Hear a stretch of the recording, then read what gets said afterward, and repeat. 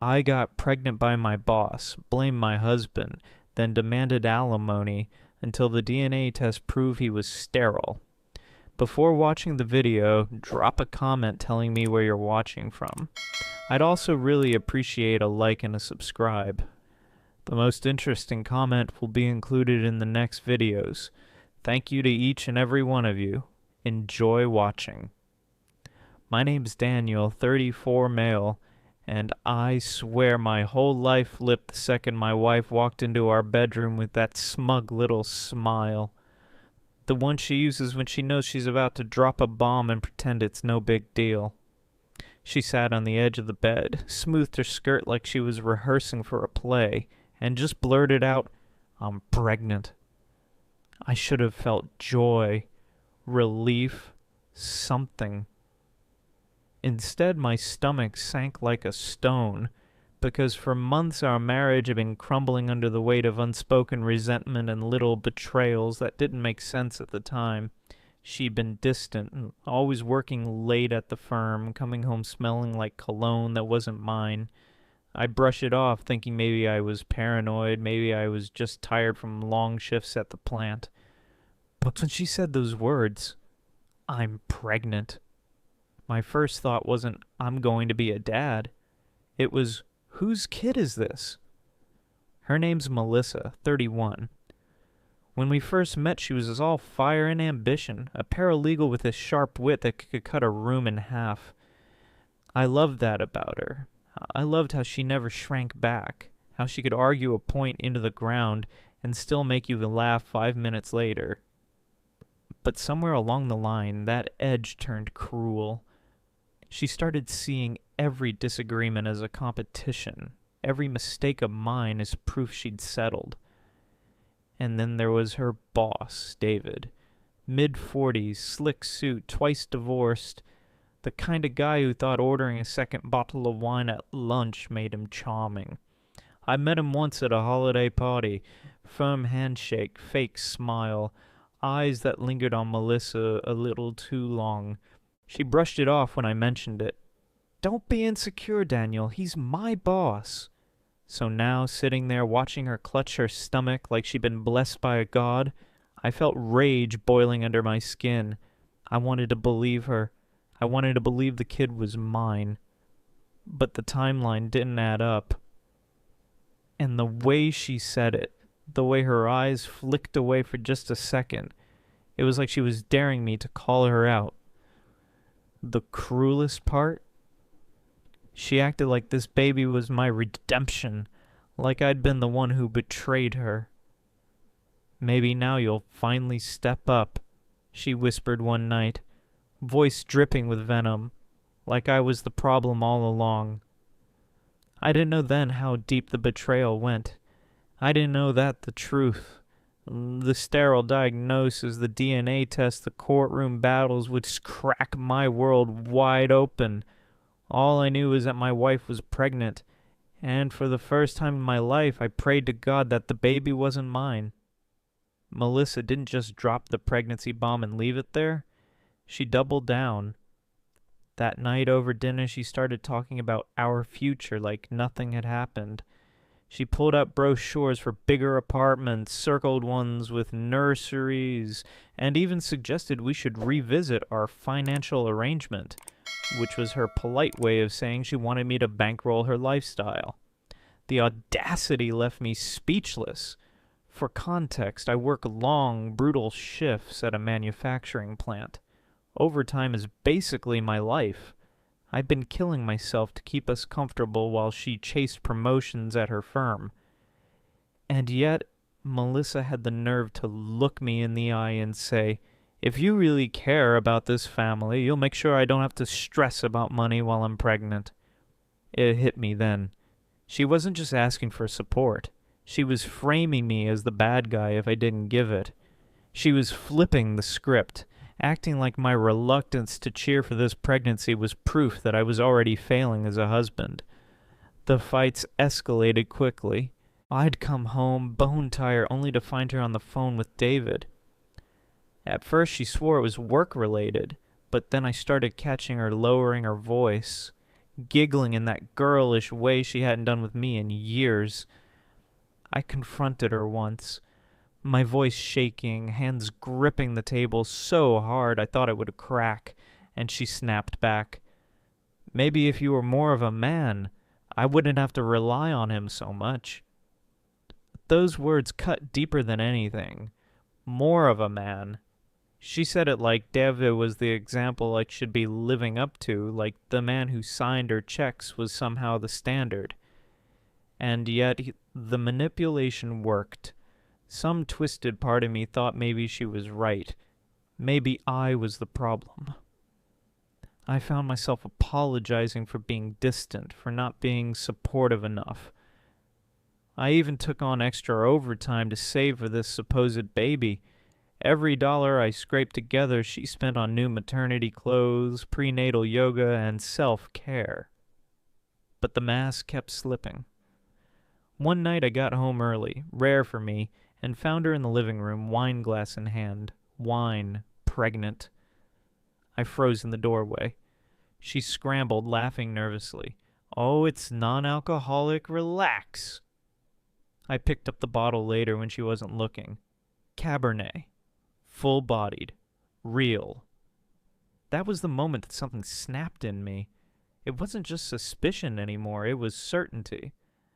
Something about this pregnancy, about her, was rotten to the core. And yet, I kept my mouth shut, because I needed proof. I started watching Melissa more closely after the wine incident. Little things stood out once I let myself stop ignoring them. She'd guard her phone like it was a limb, taking it into the bathroom, sleeping with it under her pillow. She started locking her laptop, which she'd never bothered with before. And then there were the late nights at the office that somehow always ended with her coming home freshly showered, makeup reapplied, like she'd gone out instead of working. I wanted to believe I was wrong. That maybe pregnancy hormones made her act strange, that stress was twisting her. But the gut feeling only got heavier. One Friday I forgot my lunch and doubled back to the firm around noon. Her car was in the lot, parked right next to David's. Through the glass doors I caught a glimpse of them. Him leaning too close, his hand brushing her arm, her smiling in that way she used to smile at me years ago. Not a work smile, not professional, something intimate. I didn't barge in, didn't make a scene. I just stood there, frozen, while my insides hollowed out. By the time Melissa came home that night, all cheerful and pretending she was exhausted from drafting briefs, I could barely look at her. The cruelty didn't stop there. She started making comments that dug under my skin. Little jabs masked as jokes. When the baby comes, I hope they don't inherit your laziness. David says stress is really bad for pregnancy. You could learn from him about being calm. If you're really sterile like you claim, maybe this baby is a miracle. That last one hit like a bullet. Sterile. I told Melissa years ago that doctors had warned me about infertility after a bad bout of mumps as a teenager. The odds of me fathering a child were slim. I confided in her back when we were still in love, when trust was easy. She'd cried, held me, said it didn't matter. Kids or no kids, she wanted me. And now, here she was, weaponizing it, turning my deepest wound into her shield. That night I pulled out the old medical file from the bottom drawer of my desk. I stared at the words, "Patient unlikely to conceive naturally." The truth I'd lived with for years. The truth Melissa had always known. Suddenly everything aligned in a sickening way. The pregnancy, her boss, the jabs, the pressure for the financial support. This wasn't an accident. This wasn't a miracle. This was betrayal, calculated and cruel. But I wasn't going to explode just yet. I was done being the blind husband. If Melissa wanted to play games with lies and manipulation, fine. I'd play along. while quietly setting up the trap that would blow her entire world apart. From that night on, I started planning, quietly, methodically. I wasn't going to scream or break plates like Melissa always did when he was cornered. No, I was going to get something she couldn't argue with, proof. I booked an appointment with my doctor first. It had been years since my last test, and a small, stupid part of me wanted to believe maybe things had changed. Maybe I wasn't sterile after all. But when the results came back, they were even harsher than before. No chance of a natural conception. Not low, not unlikely. None. That same week, Melissa was parading her pregnancy like it was some holy crown. She started posting on Facebook, carefully staged photos with captions like "blessed beyond words." Our families chimed in with congratulations. My mom cried on the phone, telling me she couldn't wait to be a grandmother. Melissa made sure to put me on speaker while soaking in all the praise, smirking as if she'd finally made me worth something. Inside, I was boiling. Every congratulations felt like a knife. But I smiled, nodded, let her play the part. The pressure didn't stop there. Melissa started dropping hints about alimony. One night over dinner, she casually said, "You know, Daniel, even if we ever separated, the court would make sure the baby and I were taken care of. You'd have to support us." I nearly choked on my food. She said it with this smug confidence, like she was rehearsing lines for later. I realized then, she wasn't just betraying me.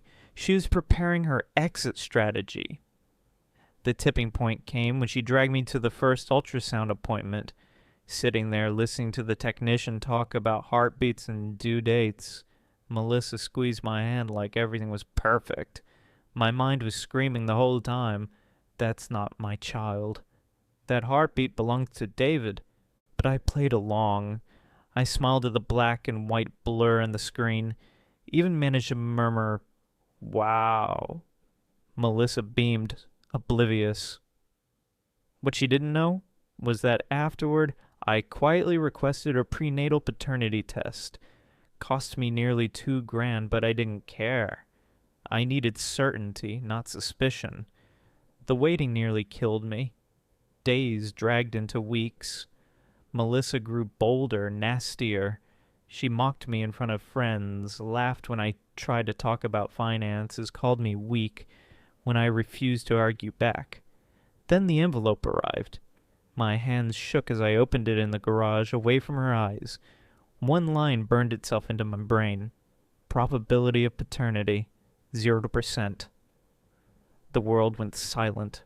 I should have been crushed.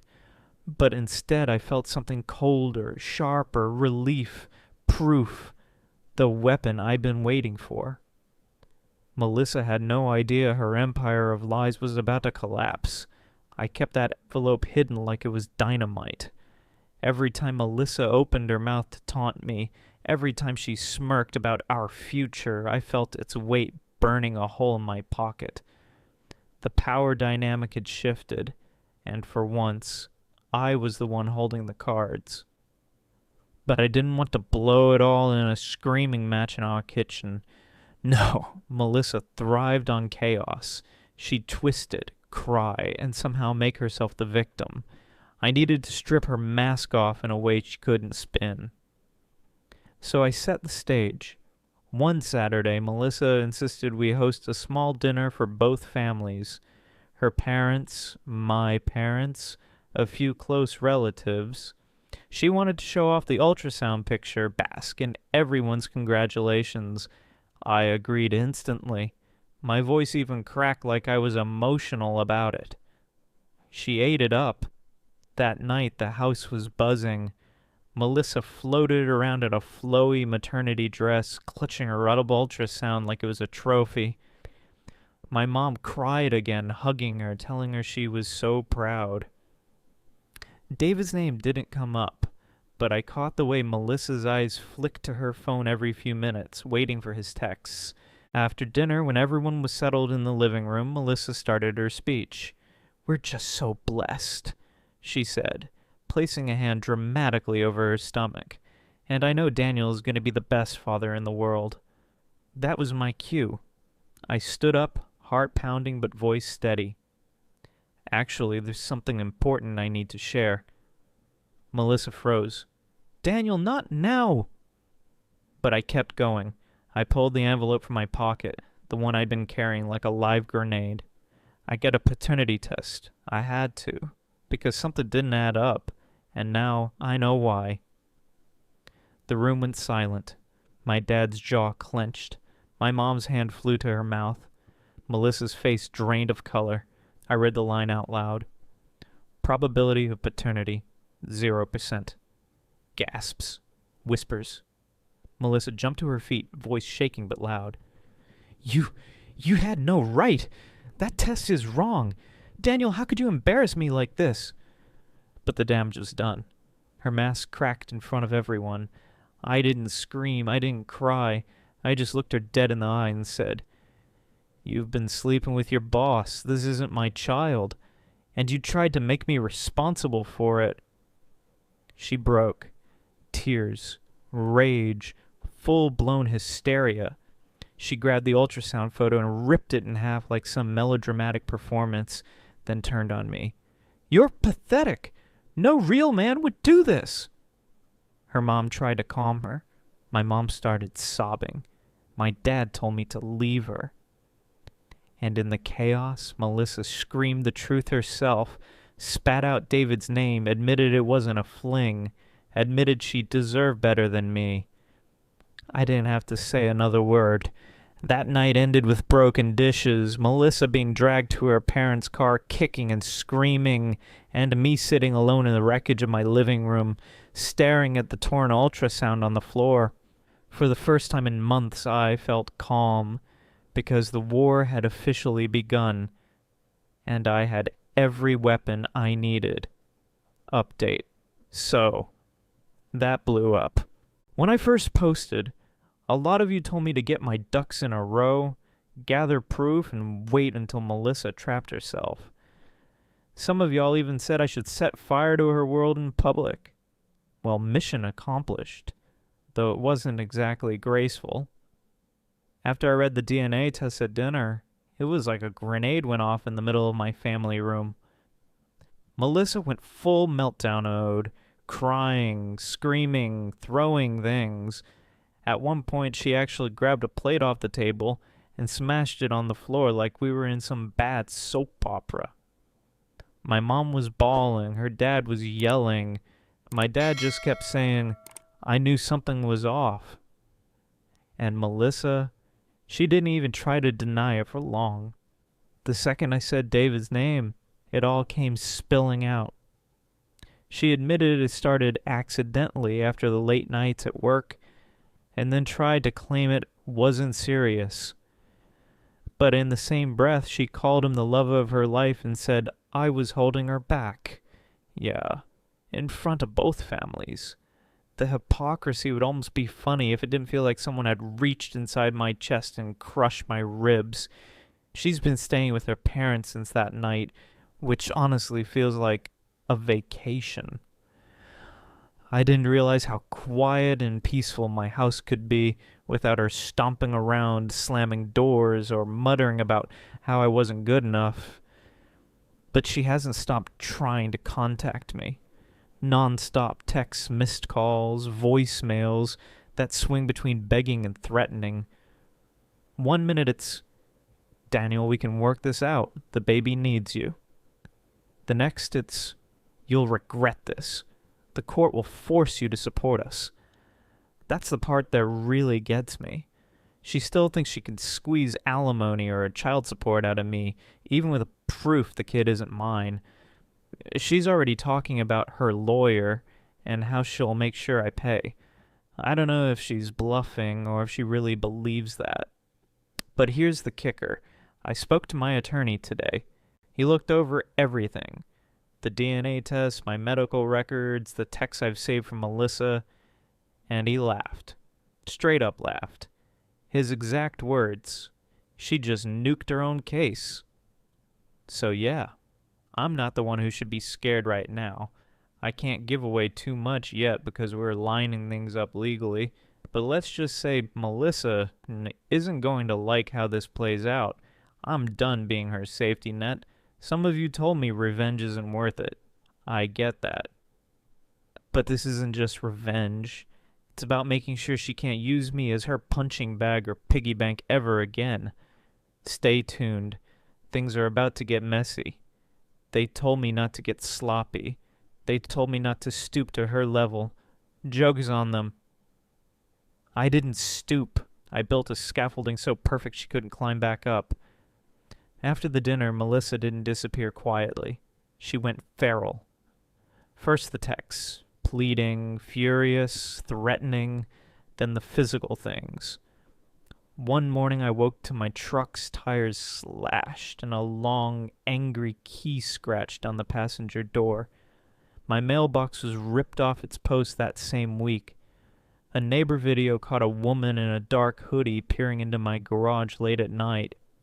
I recognized the cadence of her laugh in the background of one voicemail. The same laugh that used to be music in my house. It felt like salt in an old wound. I called the police and filed reports. I saved everything. Photos, voicemails, the neighbor's doorbell footage. My lawyer, Collins, told me to breathe and then file for a temporary restraining order. He said the court loves documentation, so I gave them a paper trail so neat you could iron your shirt on it. Timestamps, receipts, printouts, the paternity report, my medical file, the ultrasound copy shredded in the living room. Collins drafted a motion that tied Melissa's harassment to a pattern of trying to coerce me into financial dependence. He also filed an emergency declaration asking the court to freeze any immediate claims Melissa might make for spousal support until paternity and good faith issues were resolved. While the legal engines warmed up, I did the part that felt like the sweetest kind of revenge. I stripped her of an audience. Melissa's power had always been performance. The staged photos, the curated texts, the gaslit confessions over wine. I booked a small meeting with our firm's HR and walked in with a box. Inside, a printed thread of messages in between Melissa and David, the ones she'd sworn were just work. Emails showing his pattern of late-night reviews, and a copy of the paternity results. I didn't shout. I didn't beg. I handed the folder to the HR director and said, "You'll want to look at this." I watched polite horror spread across a room full of people who thought they knew her. The fallout was merciless and slow, which made it perfect. David was put on leave pending investigation. Word traveled through the office like a bad flu. People who used to laugh at her jokes suddenly crossed streets to avoid her. Melissa, who'd paraded pregnancy like a medal, found herself isolated in a way no amount of staged photos could fix. Her parents, shell-shocked, started asking questions and I'd hoped they never would. When she demanded I come save our family over voicemail, she sounded small. The man who once told me she deserved better was suddenly a name HR wouldn't touch for fear of lawsuits. Then she escalated again, went to my job, left a threatening note on the time clock, and tried to grab at a coworker who'd been friendly to me. That misstep got her charged with trespass and harassment. The police called me to testify. My neighbor submitted his doorbell footage. The court granted the restraining order and put an emergency hold on any unilateral alimony claim she tried to file. Collins moved like a shark. He served discovery requests that forced her to produce texts and emails under oath. Under oath, the truth is easier to see. My revenge wasn't about burning her down with illegal theatrics or nasty, irreversible acts. It was surgical. Protect myself. Expose the affair to those who mattered professionally. Force legal scrutiny on the lies. And let the legal system and our own bad decisions do the rest. The most satisfying moment wasn't a headline or a wrecked car. It was when her lawyer called to ask for a delay because Melissa couldn't produce requested messages. "She's overwhelmed," he said, voice thin. That's when I realized the theater was over and the real adult world of subpoenas and sworn statements had already started rewriting our story. I didn't gloat. I didn't dance on the porch. I sat at my kitchen table, the one she used to complain about being ugly, and wrote a letter to our small circle, hard, honest, not sensational, no begging, no spectacle, just the facts, the pain, the decision to refuse being blackmailed by lie. I sent it to a few family members and to my closest friends. Within days, support shifted from me being the problem to me being the man who had the courage to prove it. Melissa had weaponized sex and facade for years. I weaponized paper, law, and ordinary people who'd had enough of drama. There's still a court date on the calendar, and her threats haven't stopped entirely. She's volatile. Collins warned me she'll try everything. But for the first time since this started, I slept without checking the door. The tires still had a jagged line down the paint, but the line didn't hurt as much. The morning I realized I'd taken the only thing she could use to hurt me, uncertainty, and turned it into proof. This is the last round. The courtroom, the papered trail, and the kind of aftermath that doesn't feel like a victory so much as the slow unclenching of a fist. Melissa didn't go quietly after the restraining order. She hired a hotshot family lawyer and filed emergency motions, temporary custody, emergency support, accusations that I'd been withholding affection and sabotaging our child's best interests. She painted herself as the suffering mother and me as the absent, cruel husband. Her emails to my boss said I was unstable. Someone spray-painted liar across my garage door the night before the first hearing. She showed up at my job that week and tried to hand a court filing to my supervisor. Security had to escort her out. It was ugly, public, and exactly the kind of theater she'd always used to get sympathy. Collins moved faster. The court ordered genetic testing on the spot. Paternity isn't something judges guess at when evidence is clear. The lab results were stamped and official. The child was not mine. Melissa's case for emergency support evaporated in the judge's chamber like smoke. The judge granted a temporary order that froze any alimony payments and forced Melissa to name the biological father in discovery. That's when David's name came out, not from Melissa's lawyer, but from Melissa herself, in a moment of panicked honesty during depositions. Her voice broke as she said it, then silence swallowed the room. David went from untouchable boss to a man named in a family court petition faster than he could change his voicemail. HR placed him on indefinite leave pending an investigation. His name turned up in emails that Collins had subpoenaed. Late-night scheduling emails, dinner reviews, and the flirtatious, now infamous thread Melissa thought she'd deleted. Under oath, the paper trail crushed what he'd hoped would remain a private mistake. Melissa tried one last move, a smear campaign accusing me of harassing her parents, of threatening her. She even staged a scene in the courthouse parking lot, shrieking for cameras when Collins refused a hush settlement. But the police report about the slashed tires, the neighbor's doorbell footage, and the voicemails she'd left herself earlier, all of it lined up. The judge warned her about filing false statements. Collins filed for costs and sanctions. The message landed.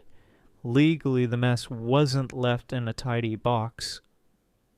There were still hearings, a motion against David for paternity and child support, contempt motions for Melissa's obstruction, and a civil suit Collins said we could pursue for fraud. Not to bankrupt her, but to force accountability. These things take time and money, and I won't pretend it was clean or quick. But every subpoena and sworn affidavit made the lies smaller. The sweetest revenge wasn't a dramatic public humiliation. It was the slow, bureaucratic unspooling of her narrative in plain sight. People who'd cheered her on stopped answering her calls. The friends who liked her stage photos went silent. HR released their findings weeks later. David resigned quietly rather than face a messy termination. Melissa's parents, finally forced to confront the receipts, stopped inviting her home. The social currency she traded on vanished. What I learned, and what I want anyone reading this to remember, is cold and practical. Document everything. Get tests and keep the originals. Save texts, screenshots, receipts, videos.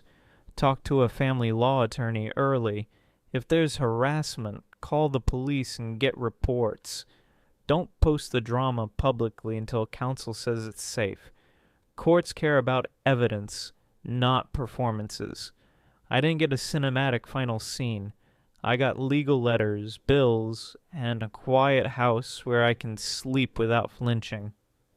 I'm not naive. Melissa will keep trying in fits of panic, and David may fight support claims. But for the first time since this began, uncertainty was off the table. The torn ultrasound lies on a shelf in the garage next to a deflated tire. It's a trophy of how messy truth can be when people try to weaponize it. If you're in something like this, protect your future with paper, not passion. And when you have to, let the law do what feelings can't. Make things real, measurable, and finally true. If you liked the video, subscribe to the channel and like it. You can also watch more shocking stories in the playlist.